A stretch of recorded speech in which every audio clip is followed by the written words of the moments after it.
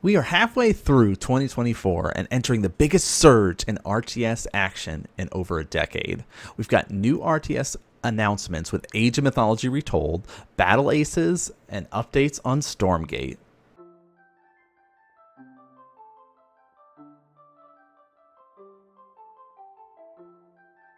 Age of Mythology was initially released in 2002, right at the end of the golden age of RTS.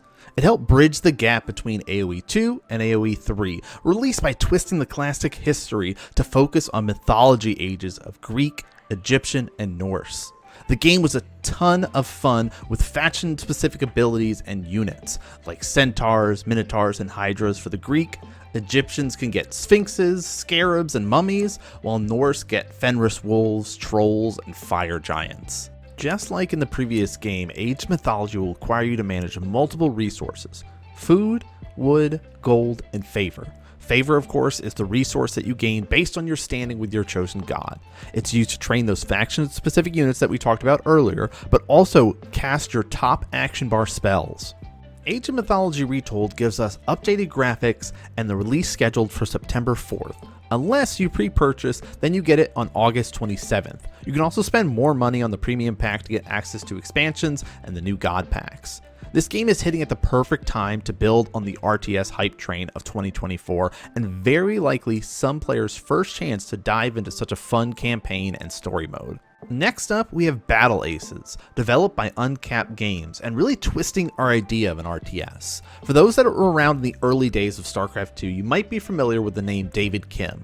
He was the lead balance designer for StarCraft 2 and is now working on Battle Aces and really pushing that innovation with fast-paced MOBA style of RTS. The game is all about unit control, and units spawn instantly from your base to really get in there and get the action going. There's also a time limit, with the player who is the furthest ahead at the end of the time wins, unless of course you defeat your opponent before then.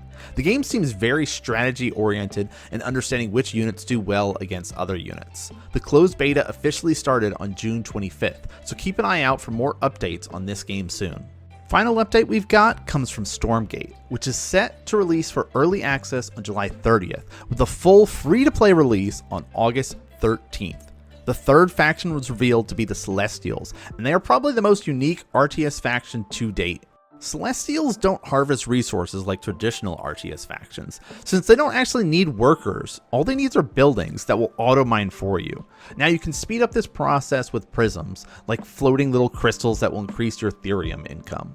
The other big shift from the previous factions within Stormgate is Celestials need power in order for their structures to work.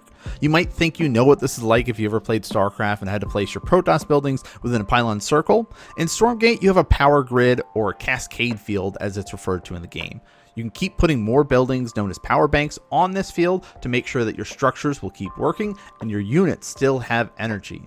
Celestial units need this energy in order to power up their attacks. Run out of energy and your units will be left tickling your opponent. Celestial seems very cool, and there's a lot of pro level games out now if you want to see higher level play from this faction. Now there's other RTSs still in development, like Tempest Rising. We've got Immortal Gates of Pyre and Zero Space. Zero Space, of course, just released their first cinematic trailer, or gameplay trailer, whatever you'd like to call it, related to their campaign, which is very cool. If you have not checked it out, you should go check it out. But there's a lot of hype building around RTS Sphere, and I'm really pumped for what the rest of 2024 and 2025 will come.